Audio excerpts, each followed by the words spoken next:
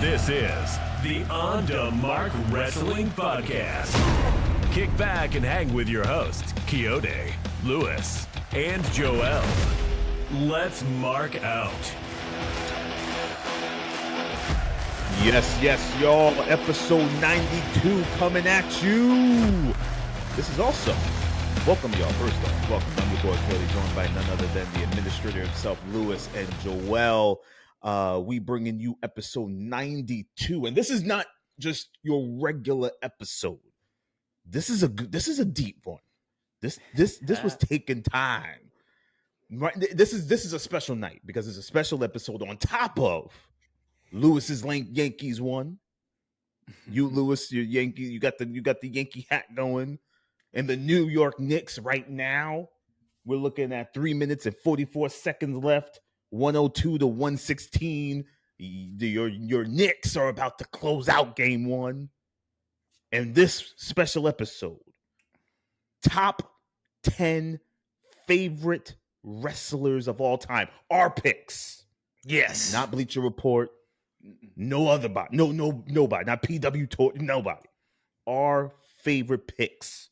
This isn't going by This ain't going by sales or anything like that. But who brings in the biggest gate? No.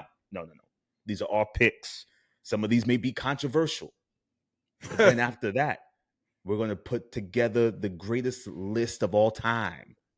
Greatest list, a combination, and we're going to talk about it. I personally struggled with number 10. But we are here at On the Mark. We're going to bring you this episode. This was also Dynamite, AEW Dynamite's go home show. They got a big show coming. Big wrestling weekend, by the way. Oh yeah. You got NXT Battleground on Sunday. You got Double or Nothing on Sunday. You got, what am I missing? Saturday Night Main Event. Saturday Night's Main Event on Saturday. Yeah. Big weekend, y'all. Yeah. But If we you want to said hear hell with about that, go watch something else. Yeah, not you said today. hell with that. The hell with that. Not today. Not today, guys. Not today. We are bringing you the top 10 list, our favorites, y'all. Let's give it up. Yes. So, without further ado, who are we going? Are we going? First person goes and just spits out the list. Oh yeah. All right. Who wants to do the honors to be the first victim to go that right now? Dun. I'll go first. Go ahead. I'll set the bar high. All right, yeah, you do that, my brother. So, But Lewis listen, I wanna- now is giving you his first 10. Well, before I dive into my list, it's good to, I'm excited about this episode because we're not covering current events. It's just a flat out fun episode. Because we haven't Done with it in a minute. Yeah, I know. Not that the episodes haven't been fun, but this is just like we're just going off whatever we feel, right? Like we're not going off of any other metric besides who we enjoyed the most on television growing up into our adulthood. And it may be some in our top 10 that we enjoyed well into our 20s and 30s. Oh, yeah. But before I get into my list, I want to give a shout out to pro wrestling this weekend. Memorial Day weekend has become somewhat of a big tradition in recent years, ever since AEW became a company. Because like we mentioned, we got Saturday Night's Main Event, we got NXT Battleground, and then we got the big Double or Nothing event. So if you're a pro wrestling fan, there's something for everybody this weekend. So that's pretty cool. Yeah, and I'm looking forward to all of it. Yeah, man, it's gonna be a good weekend. It's gonna be a very good weekend. So Lewis, do you want to share Lewis's greatest top 10 favorites of all time? Yes. I'm going to share my honorable mention because generating a top 10 list is far more challenging than generating a higher number. Because a higher number, you got more leg room. You can include some people that you may have forgotten, so on and so forth. So this is a disclaimer. In my top 20, undoubtedly would be names like Ric Flair, Hulk Hogan, Edge, Eddie Guerrero, rest in peace, Mick Foley, Bryan Danielson, Bret the Hitman Hart, and possibly even Randy Orton. But that's just to give you an idea of who would be in my top 20. Now, yes, here is my top. Lewis, let me give you a little something. Let me give you that. There you go. Let me. That is the most formulaic drum roll you can. but there it is, folks. That is the drum roll. So, I'm gonna give my top 10. I'll start with who I personally would put in my top 3 to 4. So we all know Lewis, the administrator's boy, is Dwayne Johnson. So that is my GOAT. That is my number one favorite of all time. I pretty much mimicked every single thing that this guy did in his prime, in school, out on the street, at home, the eyebrow, right? Like everything. The Rock was everything to me. So, yes, The Rock followed by Stone Cold Steve Austin. So that would be my number 2. Kurt Angle. Kurt Angle is undoubtedly in my top 5. Wow. Okay. Triple H. Wow. Undertaker. Yes. So wait, H made your top 5? So you're reading it might right change. now. It might change tomorrow. It might change tomorrow. So you're reading right now your Mount Rushmore, the 5 guys first, the top 5. That's gonna change. But I would say this. Number 1 and number 2 don't change. Does not change. Rock and Stone Cold does not change at all. So everything after the top 2, so 3 through 8, 3 through 10 can be adjusted and altered depending on my mood and depending on how many matches I revisit and all that. But it's The Rock, Stone Cold Steve Austin, Kurt Angle, Triple H, Undertaker, Shawn Michaels, Chris Benoit. Yes, I said his name. Chris Benoit. Rey Mysterio Jr. Rey Mysterio Jr. Chris Jericho. And Brock Lesnar. So that is more or less again, sometimes it can change, right? Because how I feel today may be different 3 months from now, 6 months from now, so on and so forth. But that is generally my top 10 of people who have had moments who I marked out for, people who I've enjoyed very much since I got into pro wrestling hardcore as a fanatic, and people who I still enjoy revisiting as an adult. I want to give a shout out to Rey Mysterio. Rey Mysterio was one of the first wrestlers when I first got into wrestling consistently. I was watching WCW. Rey Mysterio Jr. was absolutely incredible to me. Like, he was this small guy who I could see myself doing a lot of the stuff that he was doing, the Hurricane Ranas, the flips and all that. So he was spectacular to me. So I mean, it's almost like I can't put him in my top 10 or top 20 at all. Like, I cannot put him in there. So, yeah, just shout out to Ray. But that's my top 10. So again, Rock, Austin, Angle, Triple H, Undertaker, HBK, Benoit, Mysterio, Y2J, Brock Lesnar. Solid list. That's a solid list, man. The only question mark. Uh-oh. And this I pretty much know who you're gonna say. It's a slight one. But I'm going back because this is our favorites. This is not based on metrics, numbers, titles. This is based on memories and entertainment value. Okay, so maybe I don't know if I have a disagree. I guess the only person I would say is is Benoit. Not because not because everybody would be like, why would you include that murderer on your list? No, not look, I do want to say this before you say your piece, Kayode. I do want to say this. I'm putting Chris Benoit in my top 10, the wrestler, not the person. We all know the heinous acts. We that we don't have to get into that. And I get it. For some people, they can never watch a Benoit match again because they can't unsee all of those repulsive things. Everybody's different.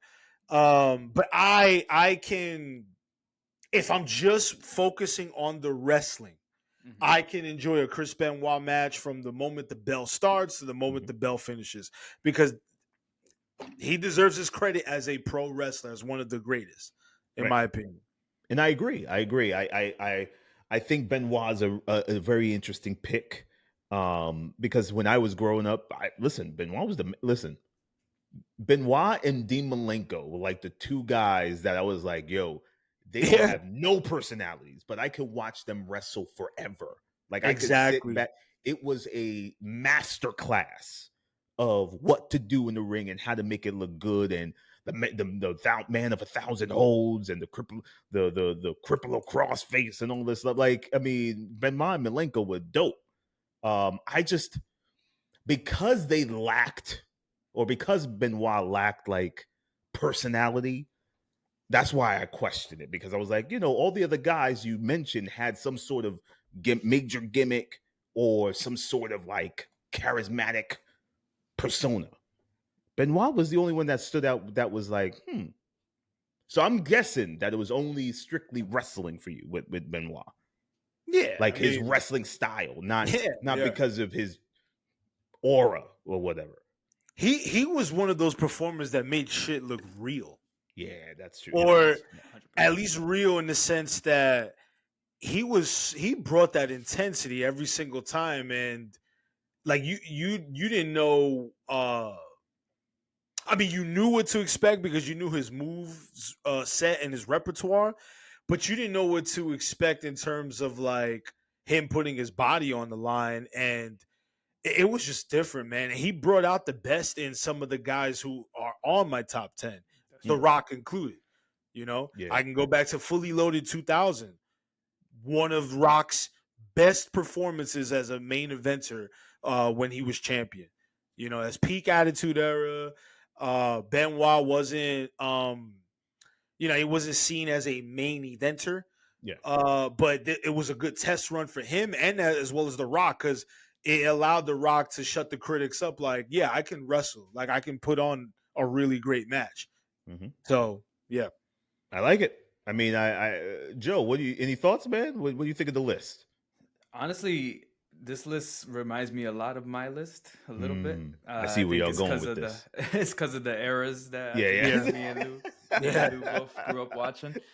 But I mean, solid list, of course. I can't really critique someone's favorites, his favorites. So it is what it is. But I will say there is a lot of similarities between mine and Lewis's list for sure. We got to hear yours next, actually, Joe. Yeah, I might as well just go. Joe, go right in, man. Let's go right in. And actually, funny enough, guys, hold on. Joe, before you begin, did the Knicks just win? The Knicks, 22 seconds left. The Knicks are only up by 2 points. What? Indiana has fought back. What? Naismith from the Indiana Pacers just hit a dagger 3-pointer. No way. The Garden, as we speak, is quiet. I see that. Oh boy, this is crazy. We might have jinxed stuff earlier. We did jinx it. Look, there's 22 seconds left. So there's 22 seconds. Man. Yikes! Yeah, just had to throw that out there. Oh my goodness. Right.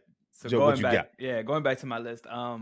So funny enough, as I was making the list, this is the first time that I actually had to like sit down and like write my top 10 favorite wrestlers in like a long time, right? Like, so as I was doing it, I realized that I had a new number one spot. So actually, I'm gonna do it a little different. I'm gonna start at the bottom and we'll work our way up to the top, so you could you guys could be surprised by my number one pick real quick. Now, Joe, is your top 5 your Mount Rushmore? Are you going in order? Yeah, I would say that's my Mount. Okay. Let's hear this, man. I'm curious. So first of all, I do want to shout out some honorable mentions as well. These are 3 guys that I was debating putting on my top, but then I couldn't justify it just because I feel like their biggest moments were outside of the main big stage of WWE, all of that. So it's RVD, Samoa Joe, and AJ Styles. And the reason I had AJ and Samoa Joe, I was really close to putting Samoa Joe or AJ in my top 10, but I couldn't justify it just because I feel like TNA is where they had their biggest moments, and they haven't ascended to that like top or whatever. But still, shout out to those guys just for entertaining the shit out of me, especially during the rough years of WWE. Oh yeah, when I had to flip the channel to TNA a couple times. So, seriously, AJ Styles especially. Yeah. So my number 10. And this is just because as a kid, I just loved the death-defying shit. I loved seeing this guy jump from the highest place you can in the whole damn arena, and that's Jeff Hardy. Shout out to Jeff Hardy. Just for entertainment value. And you know what's crazy? And the crazy thing, too, I completely missed his world title run. Like SmackDown, because I was out of wrestling during that time. So this is just pure Jeff Hardy from when I was a kid, tag team wrestler. I just loved Jeff Hardy. He was just the shit. He just it was just something about him. Like, he was just so cool. And you missed his title run. Wow, that's amazing. Because his title run was really fun. I went back and watched it after the fact, but I didn't watch it like, during the time. Number 9 for me is Chris Jericho, Y2J. The reason, just because he was like a technical beast back in the day. He was him and Benoit actually were the ones that like really made me start paying attention to like work rate. Like, this is what work rate means. These guys are technical geniuses, especially their feud for the Intercontinental title, that ladder match, that crazy freaking lion tamer on top of the ladder. I'll never forget that. Incredible. Oh, the diving through the rope chair shot. I love that match. Thank you, Joel. I love Royal Rumble 2001. I love that match. Dude, I had that on VHS, and I would just play that match over and over and over. Also, shout out to the tag team match on Raw between Benoit and Jericho versus Austin and Triple H. Man, that's one of the best tag matches in WWE history. So, shout out to them. And funny enough, that leads to my number 8, which is Triple H. In my opinion, the best heel in WWE history. This guy really made me hate him. Yes. I legit hated him. Like, I did not like him, to the point where I thought I didn't like him as a person. And then as I grew older, I was like, oh shit, he's just a really good heel. He really doing his job. Like once it stopped being a work, and I was like, oh shit. Number what was that? That was 8. So number 7 for me is Mick Foley, just because another death-defying guy. Grew up. One of my first memories is actually watching that Hell in a Cell, going to my cousin's house, and he showed me that Hell in a Cell match between him and Undertaker, and that was like the moment I was like, all right, I need to start finding a way to watch pay-per-views, because I didn't have a way to watch pay-per-views back in the day. I'm like, this is what's happening on pay-per-view. I gotta start watching this shit. After that, I have shout out to Foley. I just wanted to say that Foley. I feel like Foley doesn't get enough flowers. Shout out to Foley. Foley is God. For sure. After that, I had Eddie Guerrero, one of my favorites as well growing up. Just incredible wrestler. Gone too soon. I wish we would be able to see him like wrestle nowadays with like all the new cats. That would have been awesome. Yeah. Then I had Kurt Angle, and then here coming up my top 4 right here. Very similar to Lewis. I have The Rock at number 4, Stone Cold at number 3, Shawn Michaels at number 2, and my new number 1. And the reason I chose this guy here is because of this last 2-3 years, or whatever it was, this AEW run, Bryan Danielson. My number 1 favorite wrestler of all time. Bryan Danielson. Yep. Now, shout out to Bryan Danielson. Huh? Who was in the number 1 before? Shawn Michaels was my number 1. Shawn Michaels in the number 1. Yeah. Hey, listen, I can't even be mad at that. I can't. And it really, I started thinking about it, and I was like, yo, this last AEW run, all these incredible matches, this guy's entertained me. He came back like to his like original, like he went to WWE, he made it big in WWE, came back to AEW.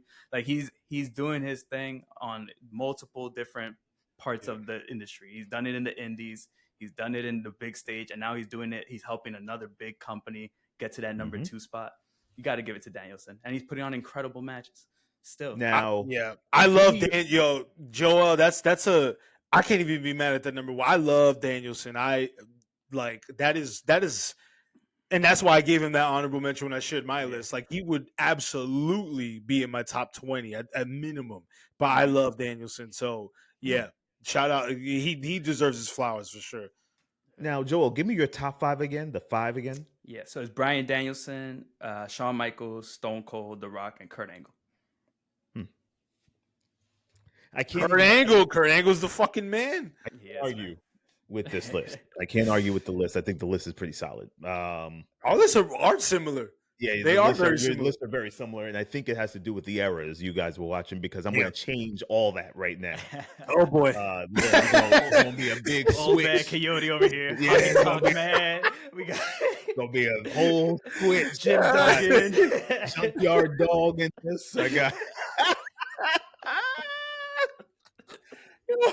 With due respect, I mean, Brutus the Barber Beefcake. Junkyard Dog, holy shit. Brutus Beefcake. Listen, let's hear it, Kay. And no lie, listen, I was entertained with the Brutus and all that. Like I was just growing up watching that, like in the early 90s, late 80s, when I was a kid. Like those guys were like the ones I was staring at the TV like, yo, what is this? I got a funny ass story about Brutus the Barber Beefcake. Oh yeah. So when I was little, someone gave me a Brutus the Barber Beefcake like action figure, and I had no idea who it was, what it was. Oh shit! Time out. I'm sorry. Oh, go ahead. Guys, what's going on? The Indiana Pacers just won with Tyrese Halliburton shooting a 3-pointer with 0.4 seconds left.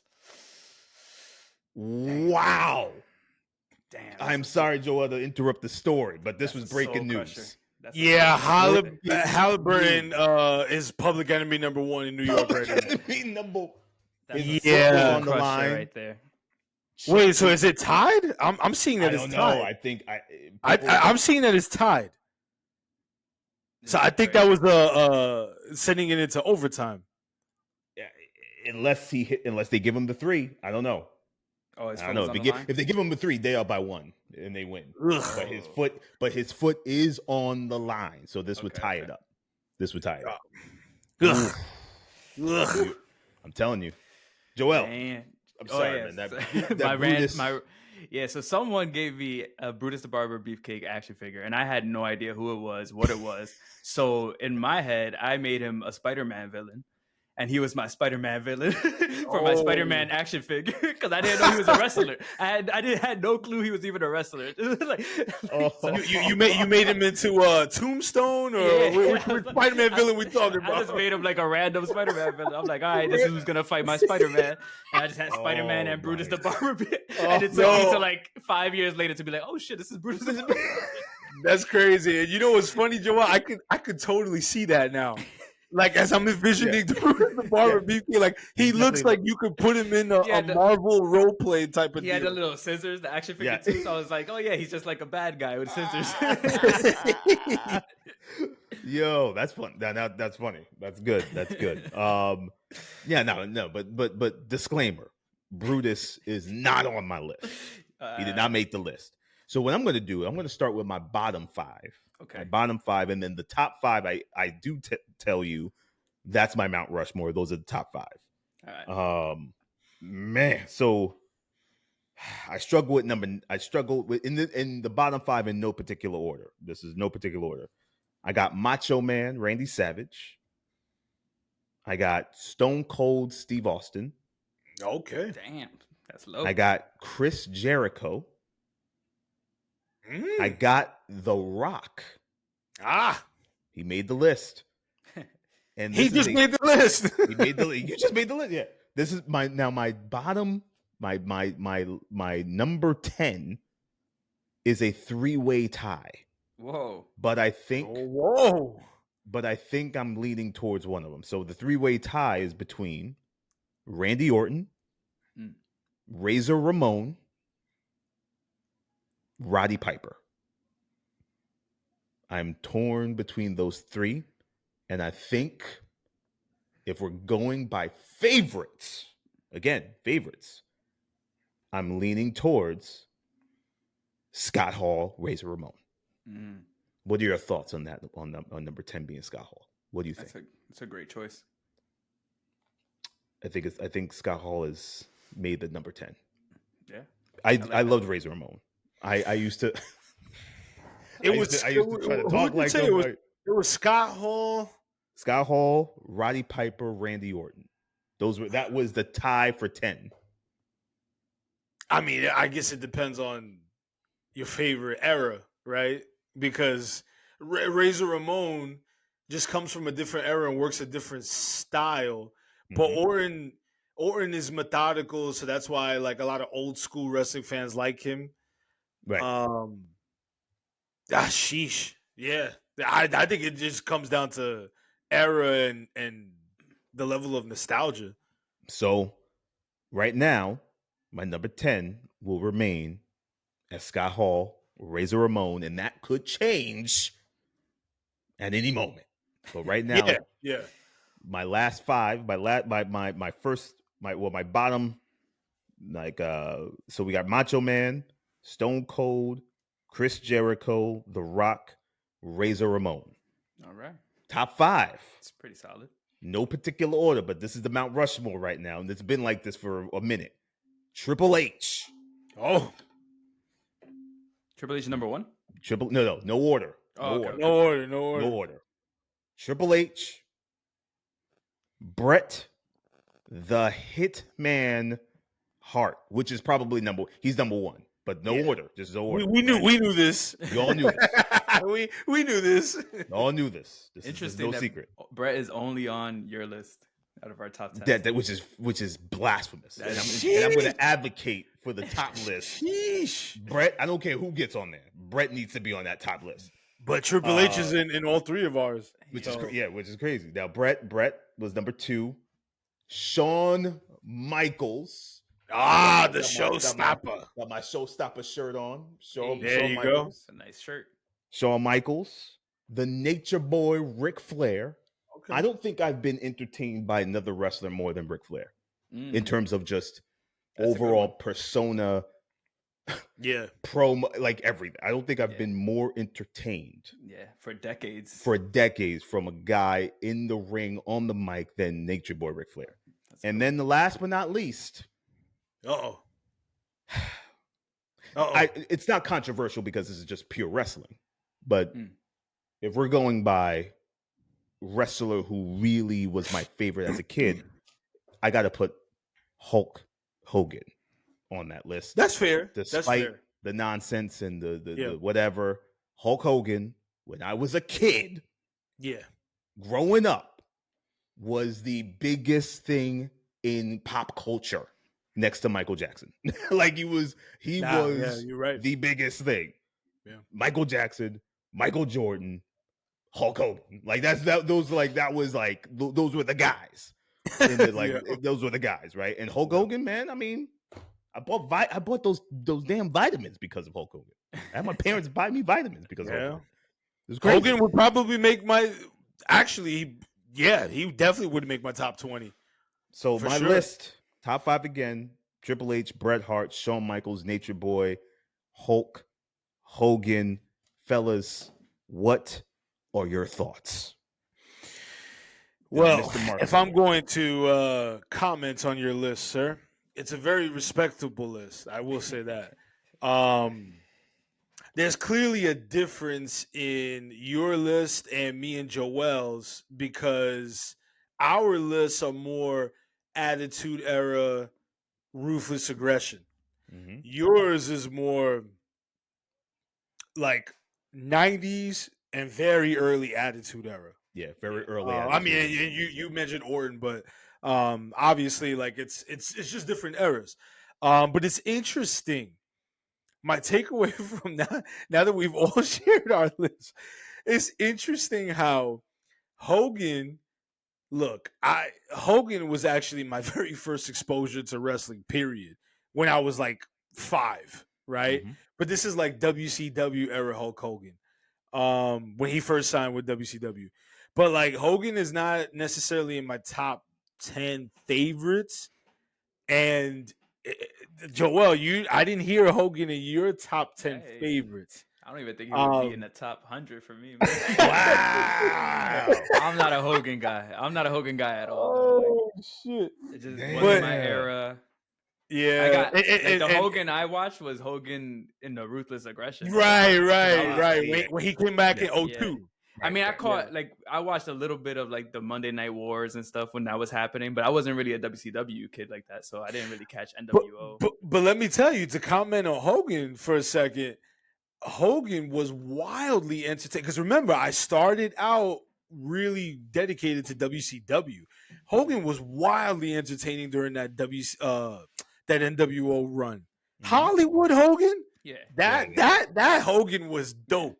Yeah, I mean, not necessarily like a great in-ring worker, because Hogan's never been like a great in-ring worker, but it was everything else. The spray painted belt, the fucking like. It was just the Jimi Hendrix. Like, come on, right. It was just cool. Hogan's heel Hollywood persona was excellent. It was excellent. It really was. Aside from the in-ring stuff. You almost got to give him credit just for being mainstream twice.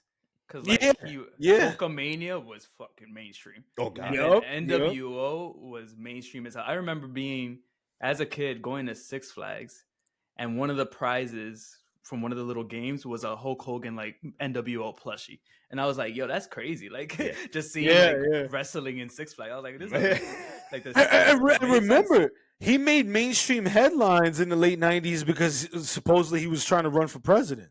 So it was like, I don't remember that. It was Hogan for president. That was like the story of 1998. So it was like, you hit on a magnificent point, Joel. Hogan, I can't be mad at anybody putting Hogan in their top 5, top 10, whatever, even number 1, because Hogan legit had top runs for pop culture twice. In the golden era during the 80s and the golden era during the 90s. Yeah. Mm-hmm. I mean, that's fair. If you put Hogan at number 1, I cannot look, personal shit aside and all of that, like you can't I can't be mad at anyone who says that Hogan is their favorite or in their top 5. I can't be mad at that. Yeah, man. He was Super Cena before Super Cena was even born. Like he was the right. He was the man. Right. He was the man. And I think he made what Cena did look better. Right? Both of their movesets weren't great. I mean, they didn't have great offenses or nothing like that. But I think Hogan captivated and grabbed crowds way better for longer than John Cena. Some people will say John Cena is their Hogan. John Cena doesn't crack my top 10 at all. I don't even think he makes my top 20. No, he doesn't make my top 20 now that I think about it. But Hogan, I mean, like you said, Lewis, he was dope twice for long periods, for a decent amount of time. Like, I don't. Bro, if you were a kid during the early 90s and you were exposed to Hulk Hogan, you watched at least a couple episodes of Thunder in Paradise. Thunder in Paradise. That's what I'm saying. Like that was my Thunder in You know what I'm saying? Like, and Sting, he had involvement in Thunder in Paradise. So Sting is another guy who we never honorable mention. Right, he gets an honorable mention. Yeah, Sting gets an honorable mention because he had great runs as essentially 2 different personas. So, it's interesting. Fellas, I think we have solid lists. We do. The hard part comes to making the greatest list of all time. 10 people. Damn. 10 people need to make that list. Now, the plus about all three of our lists is I think we have at least 4 guys on each other's list that's collectively on our list that will make this top 10. But some of them are questionable. Some of them are question mark. So you know what, Kayode? Let's start with those 4 because I have an idea who those 4 are.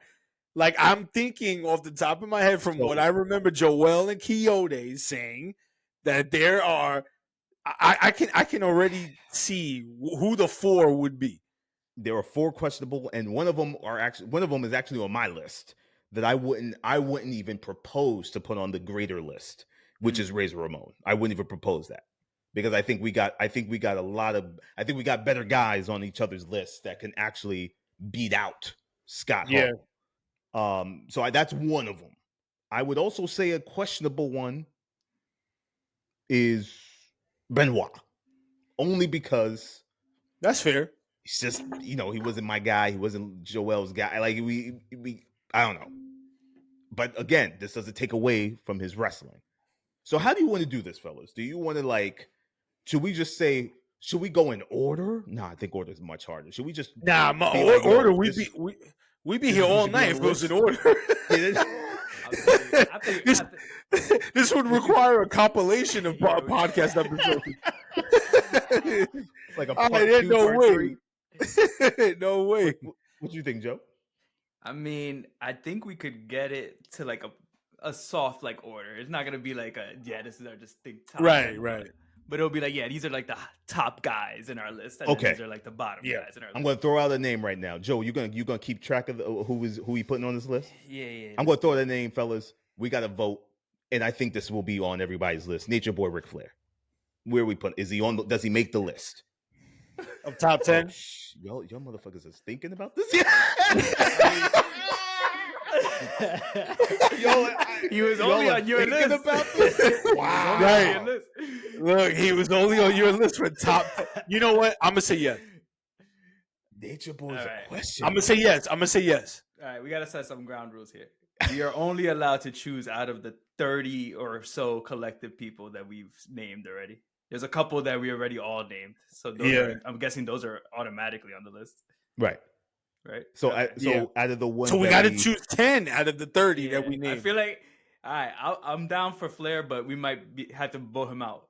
If someone else comes up, okay, that's fair. That's fair. Okay. Flair is one. All right. Why? I gotta say this, Joel. Let me hear from you. Why the question mark with Flair? I can't believe. All right. Ric Flair, incredible wrestler, incredible heel. I just feel like he hasn't. All right, this is gonna sound weird, but he hasn't shown enough growth as a character overall. He's been the same person literally for.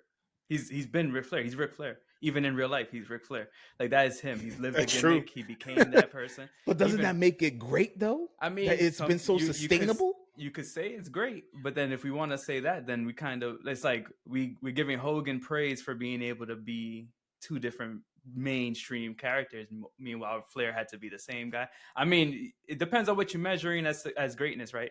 Because Flair, if you want to go by who lived the gimmick the best, who was actually out there wheeling and dealing, limousine riding, jet flying, all that, Flair was doing that. So yeah, that's Flair.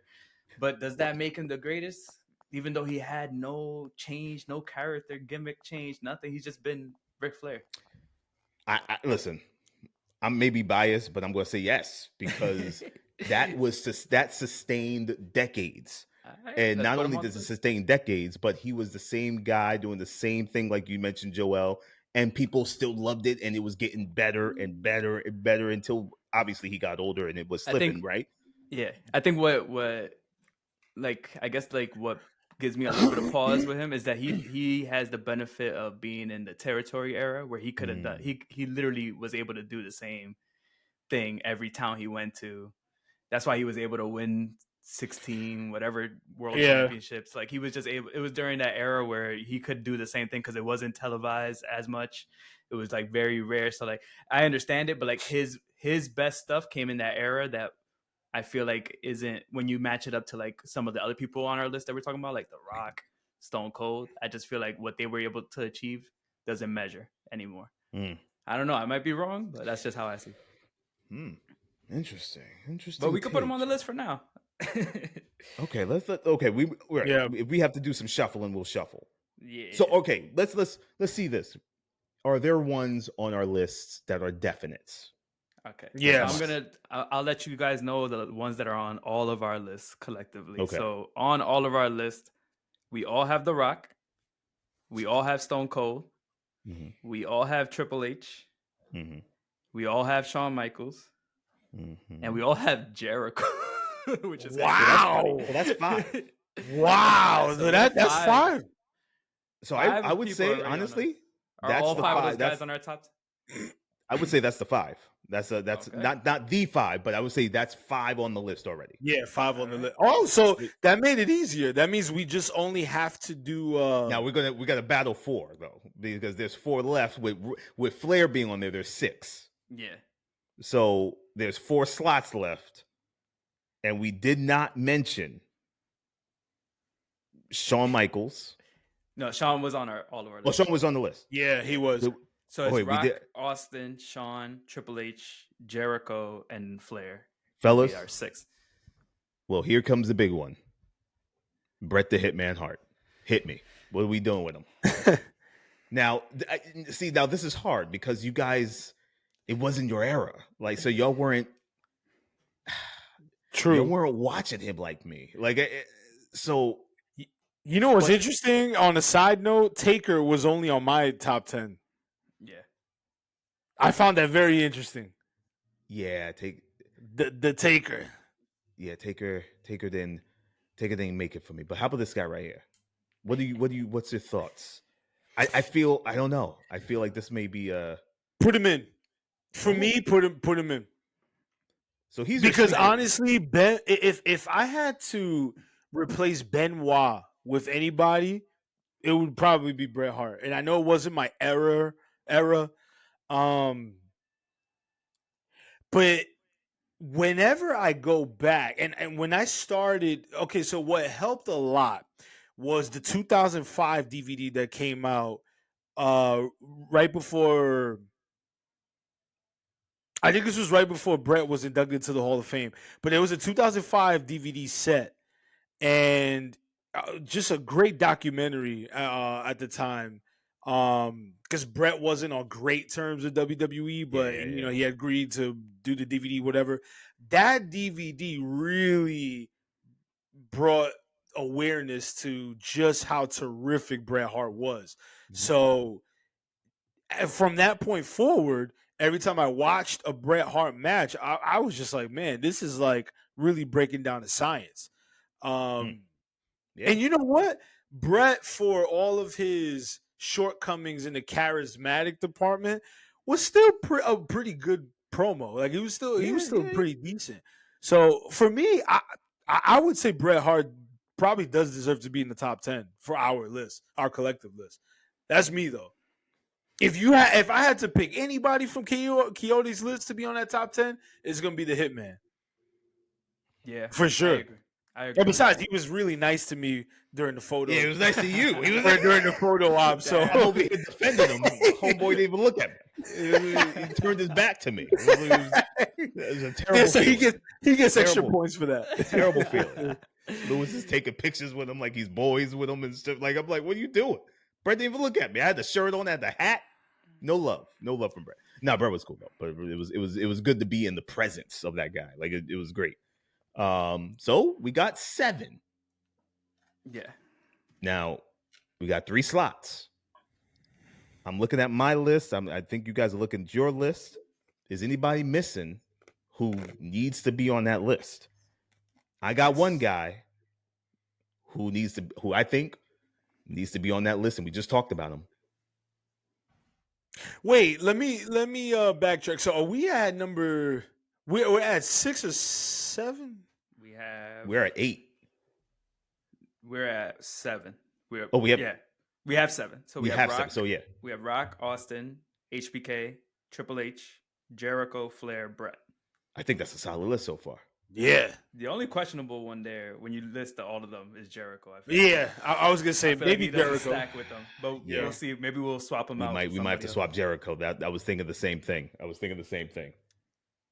Just a big announcement. The Indiana Pacers beat the New York Knicks. Beat them in overtime. Damn. Unbelievable. That's a heartbreaker. That's a heartbreaker. Yeah. That sets the tone for the rest of the series. Yeah, they were up by like 16 when we started recording. Yeah, I was like, oh yeah, it's a done deal. Yeah. Damn. Yeah.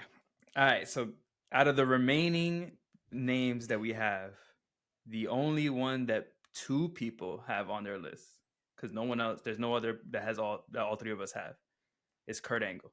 He was on my list and he was on Lewis' list. So should Kurt Angle be on? Yes. Top 10. Yes. That is going to be. I might be biased, but that is an absolute yes for me. Same. Yeah. You will find very few. I'm a praise Kurt Angle a lot right now. You will find very few people who can transition from. So you know how a lot of talent these days that WWE hires didn't grow up as wrestling fans. They just are athletes that happen to get into wrestling and all of that. Kurt Angle was the archetype for that. He didn't watch the product. He was aware of it, but his lane was like actual wrestling, like amateur wrestling and all of that. So then it wasn't until after he won the Olympic gold medal when he started really watching the product and studying it. For someone to pick it up that fast and get to the level that he got in a year, and from there just elevated and stepped up his game year after year after year after year. By the time he left WWE in 2006, he debuted in 1999. By the time he left for TNA in 06, you could easily say he was one of the greatest in WWE history in that short 7-year span. And he had quite a few match of the year candidates, whether it was against Benoit or Eddie Guerrero or Steve Austin or Undertaker or The Rock. Like this guy, he was entertaining. Anything that you needed him to do, any type of segment, Kurt Angle is like he is a phenom. Like he really is. Like you don't get a lot. He's like a generational talent. Like he really is. And then I'm only talking about his WWE run. Gentlemen, let's not forget the shit that he did in TNA. Yes. That's where, okay. Angle top 10 for me, man. Yeah. Like I'm probably biased, but he should be top 10. It took your soliloquy for me to really latch on to what you're saying about Angle. Now, don't get me wrong, I loved Angle. I just don't think he was one of the guys where I tuned in to watch every week. He was there, and I was like, "Oh, this guy's dope," but it wasn't like you. So what you just said was compelling, Lewis, and I will say he's on the list. Let's put him on the list, Joel. Oh, and one more thing. As a gamer, Kurt Angle, this also influences my top 10 too. If I rush to choose you in a game. Yeah, you're like top 10. Good point. Kurt Angle was always like somebody who like I wanted to pick. If I was playing my friend, shout out to my homeboy Jonathan. But growing up, I would be rushing. Kurt Angle was one of the guys like, nah, I got Angle. I got Angle in this match. Good point. Yeah. Good point. You know what I'm saying? Yeah, that's true. All the suplexes. The ankle lock. Once I got you in the ankle lock, it was a done deal. That's awesome. Good point. All right. Fellas, our list is getting full. Okay. What we got, Joe? What we got? We only have 2 more spots. Okay. The interesting thing is now, every person in our pool is only people that were in our individual list. Gotcha. So we're gonna have to fight for these 2 spots now. So right now, our list as it stands is Rock, Stone Cold, HBK, Triple H, Jericho, Flair, Brett, and Kurt. The remaining wrestlers in our pool, our draft pool, are Taker, who was on Lewis's list, Brock, who was also on Lewis's list, Ray from Lewis's list, and then we got Hogan, Macho Man, Scott Hall, all from Kayode's list. And then you got Danielson, Eddie Guerrero, and Jeff Hardy from my list. Now I know Jeff Hardy ain't making it, so we could take him out the pool. He's not even worth mentioning. I know Hogan. Guerrero. Hogan is a massive name. Should we start there? Does he belong on our top 10? Yes. Yes. Yeah. Hogan. Yes. 1 billion%. I'm outvoted, but yeah. I got to put Hogan there. He wouldn't be on my top 10, but yeah, like he's not in my personal, but like the on the mark. We have to once we generate this list, we have to like just make it a formal photo. Like just frame this is on the mark. Right, this is the top 10 list according to On the Mark. Yeah, Hogan should be there. We'll have to revisit it like every year. yeah. This could be an annual topic. All right, so Hogan's on the list. So we got one slot. We got Taker, Brock, Ray, Macho, Scott Hall, Danielson, Eddie Guerrero, Jeff Hardy. Ooh. That's hard. All right. Yikes. Wow. See, I didn't think we were going to fill up this fast, but I know, right? I thought it was going to be a struggle, but now the last one seems to be the struggle. So let me think. Right. Let me write this down. We got Taker. I'm going to start. Jeff Hardy's off the list, right? So okay. Yeah. We could. That's safe. Scott Hall off the list. Yeah. All right. Rey Mysterio. Is he top 10? No. To me, he's off the list. Yeah. Yeah, he's off the list. Same. Ah, man. We got Taker. We got Brock Lesnar. We got Macho Man Randy Savage. We got Bryan Danielson. And we got Eddie Guerrero. Brock would be off the list. Brock is off that list. Yeah. I'd say Taker. I say Guerrero's off that list. I would say things. I know. I love Eddie. God bless him. But I would say he's probably off the top 10 list. Yeah. Because again, a top 20 list is a top 20 list is a lot easier. Like, yeah, top 20, he's on there.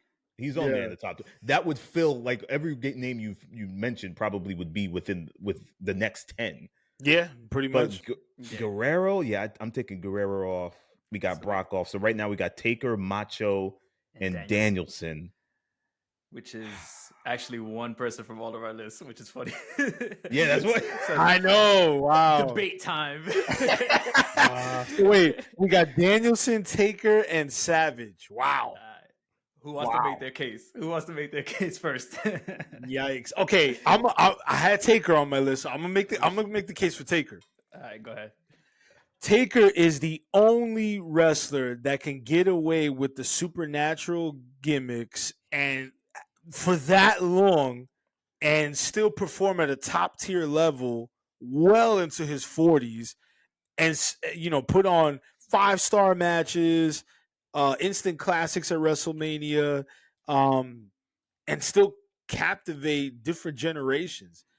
And on top of that, he had the biker gimmick, which I wasn't crazy about initially, but then when he evolved into Big Evil, when he had the short hair and stuff, like, look, Taker has a plethora of memorable classics with many people from each of our top 10s.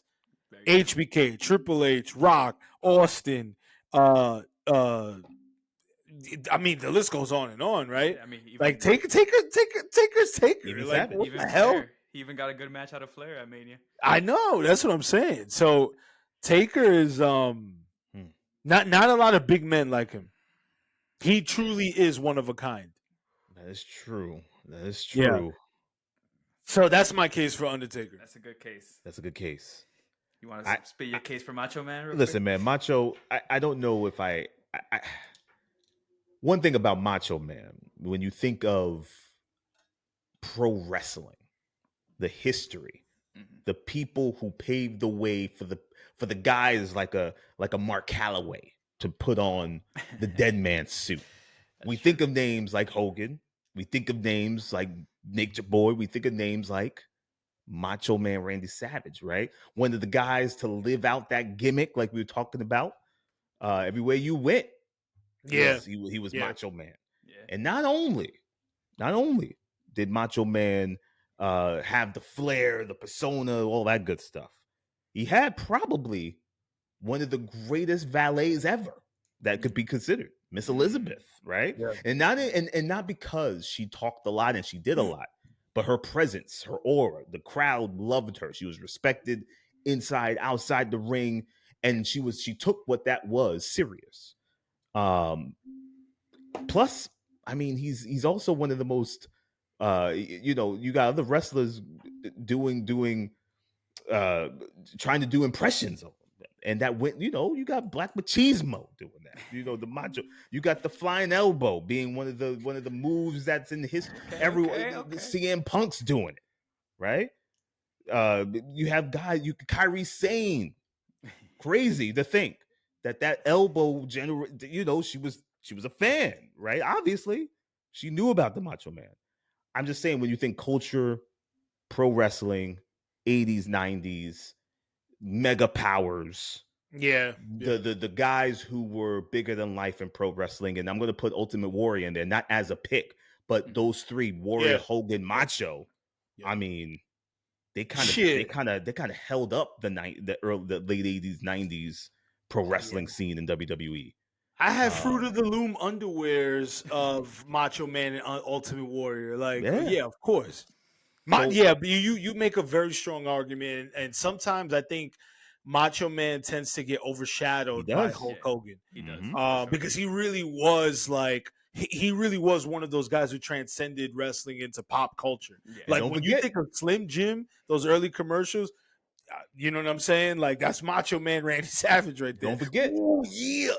Everybody knows that. Everybody knows it. Steamboat and Macho Man, one of the greatest wrestling matches of that era. Yeah. Some say of all time. I'm not going to say that all time, but of that era. Of that era, that was hands down one of the greatest matches they've had. Oh, he was a great worker too. And he was a great worker. Case. Yeah, he was a great kid. He was a great worker. I think my thing with Macho Man is I don't know if this is this is probably like a detriment to kind of just like the era or whatever, but I put him in that same position as it's like that second tier below Hogan, and it's like I put him with Sting, Ultimate Warrior. Yeah, I feel like they're in the top 20, but I don't know if they would make my top 10. Right, but it's a great case. For me, Danielson, I feel like out of all the guys we mentioned, he is probably the one that wasn't supposed to make it the most out of every single person on our top 10 list. Maybe Jericho, but him being that, I think that kind of is what pushed him over the edge for me. You could tell he wasn't supposed to be the guy in WWE. The fans got behind him. He had that genuine connection with the fan. And to this day, it's still there. He knows how to tell a story in the ring, I think, better than probably everybody on our list besides Brett. Maybe just up same par as Brett, you could even argue. So I think he is deserving of that top 10 spot, but I think I'm getting more and more convinced by you guys just because historical reasoning and looking at the rest of our list. I don't know if Danielson could get onto that top 10 right now. So I'm willing to eliminate Danielson out of the pool, and let's choose between Taker and Macho Man. Woo, Taker and Macho. A sacrifice. I see. Yeah, because I'm looking at the rest of our list, and I'm like, Danielson's not that legendary status yet. Not yet. He's great, though. He's great. No, he's great. But Taker. I might kick out Jericho for him, though, honestly. Put Danielson instead of Jericho. But let's decide on our final spot first. Yeah. Man. Oh, this really is like a coin toss. I'm gonna stick with Taker just because of the longevity. And yes, Macho Man had an untimely death in 2011, but he wasn't wrestling anymore. Right. Whereas Taker still was, and still was working at a relatively high work rate. Do you guys take away any points for Taker only being a WWE? Like, for the most part, I know he was Mark Calloway and Mean Mark, but for the most part, an only WWE creation.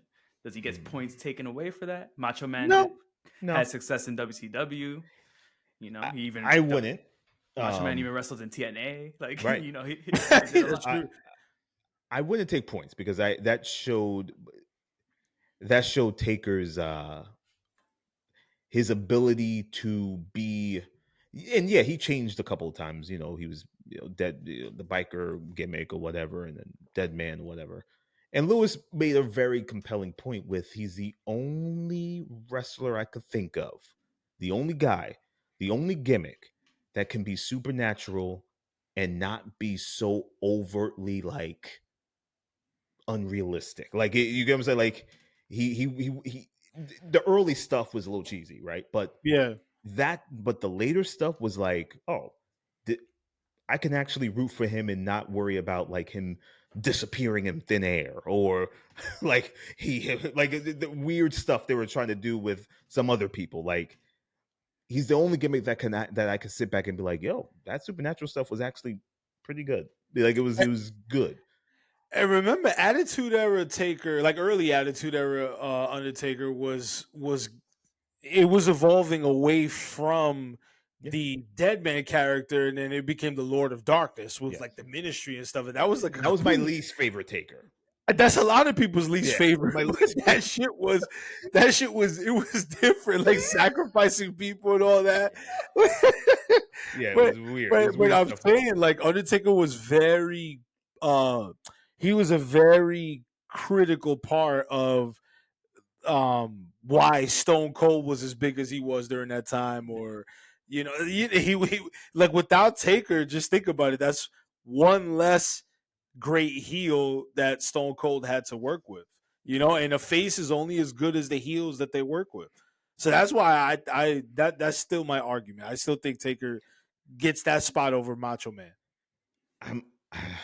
Man, Lewis, very good. I'm so almost there, but the thing that keeps pulling me back to Macho is the influence he had in terms of the cultural shift in the business when it came to like the mega powers. Like that, as short-lived, and that storyline was probably the best emotional, like trying to do drama storyline that they came up with. And it was like these two big icons coming together to be a tag team, and now they're battling each other. Like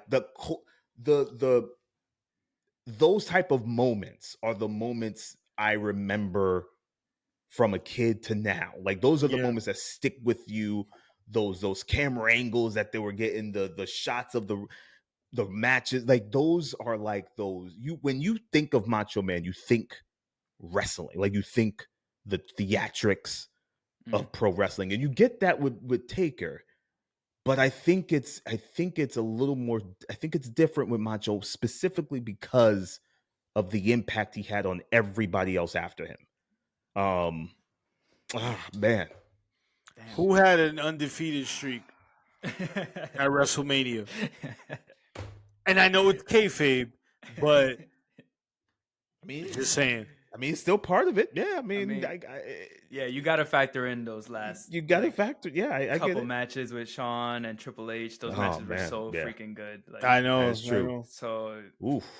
Joe, where you at with it, Joe? Where you at with it? Because you're the one who's in the middle right now. Yeah, I know. So, I'm the deciding vote right now. Oh, exactly. I mean, man, this is tough. Like, I definitely see where you're coming from, Kayode. And it's funny because I wasn't that the Macho Man era wasn't my era, but when you say, like, when you think of a pro wrestler, like, he's almost like the caricature of what a pro wrestler is, right? Yeah. I feel like when Saturday Night Live or something makes a skit about wrestling, they're channeling Macho Man, like that is who people think of when they think of pro wrestling. But then on the other hand, you got literally the best supernatural character that's ever been in wrestling, like hands down. The best Vince McMahon creation ever, probably, if you really want to boil it down to. Yeah, I'd say so. Shit. I'm leaning, and this is probably an era thing, I'm leaning more towards Undertaker. And I think that's the final vote. Undertaker got to make the list. Just because I get it. Those WrestleMania matches towards the end of his career, right. You know, the Shawn matches, those matches were incredible. He basically had like a whole second career, or maybe like 3 careers when you really think about it, because he was wrestling through the Ruthless Aggression era as a biker taker for a while too. Mm-hmm. Side note, I hated when JR started calling him Booger Red. Whatever that was. You don't remember that? When he just started calling him Booger Red? I had no idea what that meant, but I remember him saying that distinctly. And I'm like, what the hell did that mean? But for some reason, he was calling him, he was like, Booger Red Taker. I'm like, what does that mean? Oh, that must have been it must have been like some Southern shit. I don't know. Right. But he had that era. I remember, I still remember when it was Judgment Day. Lewis, I know your brain's gonna remember this, when they started running the vignettes of the little girls with the white dresses. Yeah. And then he came back as Biker Taker, and it was like the biggest pop ever when he came back. Judgment Day 2000. That was the Iron Man match between Rock and Triple H. Exactly. I knew you would remember. Exactly. But yeah, man, I remember that moment. I still remember that distinct moment. I remember that, what was it, like a SmackDown where he came out to and just like cleared house, cleared the ring. Like those were those just like those big moments that Taker, like when Taker came, everyone knew it was a moment. Once the gong hits, you know it's a moment. To this day, the gong, last year WrestleMania, the gong hit, crowd went crazy. Yeah. Like he even, that's crazy. Like when you really think about it, even last year's WrestleMania, he had a big like part of it. Yeah. He literally helped Cody finish the story. So yeah, you got to put him up in the top 10. I'm sold, man. You got me. I'm sold. And the Tombstone Pile Driver, one of the greatest, most iconic finishers of all time. Yeah, that's true. I'm sold. Now here's the question: as Joel etches in the last guy on the Mark Wrestling Podcast top 10 greatest of all time, is there anybody on that list that can get bumped off for the Macho Man? Is there anybody? Probably Jericho. I'm thinking Jericho. Yeah, probably Jericho. If I had to choose somebody, yeah, probably Jericho. Yeah, Jericho could get out of here. I'm thinking Jericho. Why, too, his later stage stuff is kind of making him like go down on my list. Yeah. Like his AEW run hasn't been the greatest, and he's just kind of nothing like, memorable. He's here. He's like been here too long a little bit. Like, so did we get the switch? Did we? Are we putting Macho? All right, Joe, give me the list, man. We got it. I think we got something solid, man. This is a really good list, honestly. We got The Rock, we got Stone Cold, we got Shawn Michaels, we got Triple H, we got Flair, we got Bret Hart, we got Kurt, Hulk Hogan, Undertaker, Macho Man. Dude, that is the top 10. Oh, that's the creme de la creme. Give it up for us. That list. We gotta post that list because I want to hear all the haters come after us about this list. It's not ranked, right? No, it's not ranked. It's not ranked because we rank it. That's a whole nother thing. Yeah. We got to post this list, Joe. Yeah. We got to post this list, and we're either gonna get like, you know what? Not bad, or we're gonna get like, what the hell are you guys thinking? Do you guys know pro wrestling? We're gonna get all that. We're gonna get all. No, you know, Phil Brooks fans are gonna come out the woodworks. Oh God, he wasn't even an honorable mention. What is this CM Punk? CM Punk deserves to be on the holy grail of pro wrestling. Punk does not make my top 20. Ooh, doesn't make my top 20. Yikes! I'm sure that'll ruffle some feathers. Punk is cool. Punk is cool, but he would never be considered top 10 for me. No. So you see how I gave Bryan Danielson his flowers and said he's top 20 for sure. I don't know if Punk is top 20 for sure. Like I generally enjoyed Punk's work, but Punk might be like right outside my top 20, like maybe top 25 of all time. Yeah. Like top 25, top 30. Yeah, same for me. I feel like with Punk, I group him in like that indie class of like him, Danielson, Samoa Joe, Yeah. AJ Styles, and I feel like he's underneath all those guys. Like I would rather rank those guys before I rank Punk. And it's not even, I think just like the in-ring work, I just prefer those guys in-ring work more. Punk on the mic might be up there, but when I'm talking about like overall wrestler, the whole package, I prefer those guys. Fellas, I think we got a heck of a list. Pretty good list. I think we got a pretty good list. I think there was which was crazy, is that we had about like 5 of the same guys on all our lists that automatically threw them into the top 5 or whatnot. Funny enough, Jericho was on all of our lists that we kicked, which is crazy. He didn't make the list, and he didn't make the list. He did not make the list. Damn, that's threw Jericho out. Listen. And that was hard. Jericho, ECW Jericho, which is one of the Jerichos, which is Lionheart. One of the joints that I checked in. Like, I was into ECW Jericho, even though it wasn't super long or whatnot. But then WCW Jericho, Lionheart? Yeah. Oh, and then early Y2J. Yeah. Those early Y2J was, I remember when he premiered on Raw, when he was his intro came on. And it's like dirt, like that whole thing. My mom walks into the room and she's like, what is this? Pyro goes off. And she legit stood there the entire time of his whole promo. Just stood there and watched. And she was like, oh, that was entertaining.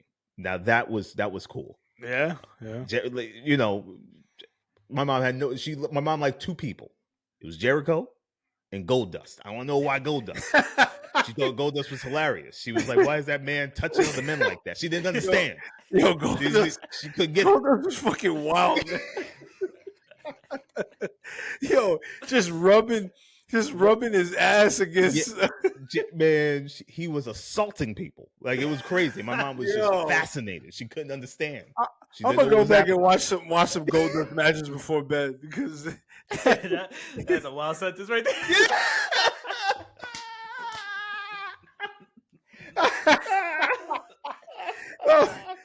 Listen. Oh shit! Look, shout out to Dustin Rhodes, man. Seriously. You know what? Goldust does not get enough flowers. Word. He's an honorable mention. That's an honorable mention, right? Yeah, that's that really is. Goldust was just such a great character. Seriously, crazy, bro.